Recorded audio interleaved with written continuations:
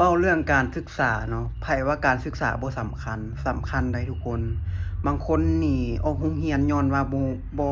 บ่เข้าใจแล้วก็บ่รู้จักคำว่าความสำคัญของการศึกษาเนาะ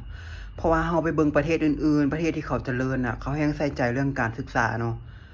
ไผที่ออกโรงเรียนเนาะพ่อแม่อยากให้เรียนก็บ่อยากเรียนเนาะเจ้าจิคิดกินแหนงนะเพราะว่าเจ้ามาเฮ็ดงานอยู่ต่างประเทศเจ้ามาอยู่ในฐานะแรงงาน คือเขียวนี่คือกันเนาะมาขายแรงนะครับมาขายแรงอยู่ต่างประเทศเจ้าอยู่มาประเทศอื่นเจ้าอยู่ในฐานะแรงงานเด้เจ้าบ่ได้มีเกียรติมีอิหยังเนาะถ้าเจ้าเรียนหนังสือนะถึงว่าเงินเดือนมันสิน้อยนะงานเวียกที่เจ้าเฮ็ดมันก็สบายมันบ่ได้ลำบากแรงถ้าเจ้ามาอยู่ต่างประเทศเจ้าสิรู้ความรู้สึกว่ามันละโคตรลำบากโคตรของโคตรลำบากเลยแหละเนาะ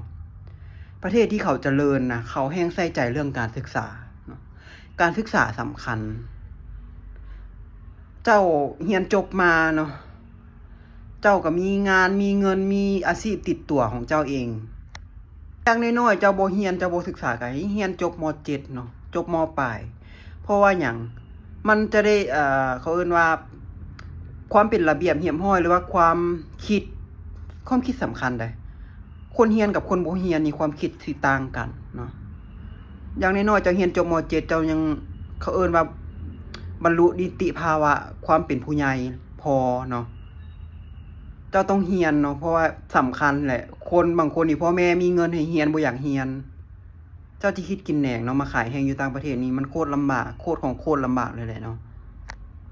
สำคัญเรียนก็คือเรียนเนาะถ้าเจ้าไปสมมุติว่าเจ้าไปเรียนภาษาจีนจบมาเจ้าต้องเว้าภาษาจีนเป็นเนาะเพราะว่าหยังถ้าเจ้าเว้าบ่เป็นเขาบ่รับเจ้าเนาะบ่รับเขาเจ้าเขาเฮ็ดเวียกเจ้าเว้าบ่เป็นเด้เนาะเฮ็ดเวียกมันต้องปฏิบัติตัวจริงเด้เนาะคันเจ้าเว้าบ่เป็นเขาก็บ่อยากบ่รับเจ้าเนาะสำคัญได้เนาะเพราะว่าไปเรียนอันนี้จบไปเรียนจบมาลาเฮ็ดหยังก็บ่เป็นก็บ่ได้เนาะเจ้าต้องเป็นเนาะส่วนหลายมาเรียนอยู่ต่างประเทศน่ะดีแล้วเนาะการศึกษาอยู่บ้านเฮามันก็บ่ค่อยปานใดเนาะมาเรียนอยู่ต่างประเทศมาเบิ่งประเทศที่มันเจริญบ่ว่าสิเป็นประเทศนอกๆเนาะลองไปเบิ่งเนาะถ้าพ่อแม่มีเงินน่ะคนคือข้อยนี่ข้อยอยากเรียนสิตายข้อยก็บ่ได้เรียนย้อนหยังย้อนครอบครัวทุกข์ยากเนาะข้อยเรียนจบแต่ม.ปลายม.7 ฉะนั้นไผที่มีทุนเนาะไผที่มีทุนมีโอกาสและเรียนทุกคนอย่าทิ่มการศึกษาเนาะการศึกษาสำคัญแรงเนาะ